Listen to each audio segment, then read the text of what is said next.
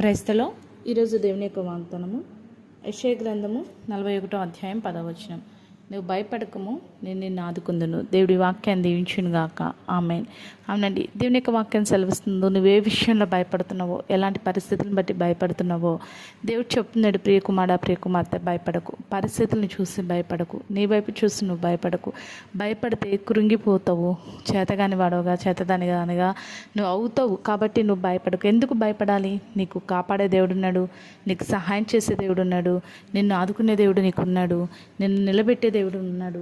మరి అన్ని విషయాల్లో నిన్ను నడిపించే దేవుడు నీకున్నాడు. కాబట్టి ఏ విషయంలో భయపడకు. అందుకే దేవుని యొక్క వాక్యం సెలవిస్తుంది, నీవు భయపడకము, నేను నిన్ను ఆదుకుంటాను. దేవుని స్తోత్రం అండి. దేవుడు నిన్ను ఆదుకుంటాడు. ప్రతి శోధనలో, ప్రతి ప్రతికూల పరిస్థితిలో, నువ్వు భయపడుతున్న ప్రతి పరిస్థితిలో నిన్ను ఆదుకోవడానికి దేవుడు సిద్ధంగా ఉన్నాడు. కాబట్టి ఏ విషయంలో భయపడక, నిన్ను ఆదుకునే దేవుడి మీద ఆధారపడి దేవుడిచ్చే ఆదరణ, నెమ్మది పొందుకొని దేవుని మహిమపరచు.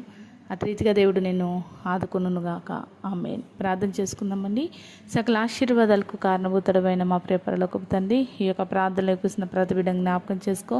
ఏ పరిస్థితులను బట్టి అయితే బిడ్డలు భయపడుతున్నారో ఆ భయం వారి నుంచి తొలగించి, ప్రతి విషయంలో నీ బిడ్డలను ఆదుకొని నీ గొప్ప సహాయం దయచేసి వారికి నెమ్మది దయచేయమని యేసు నామములో ప్రార్థిస్తున్నాం తండ్రి.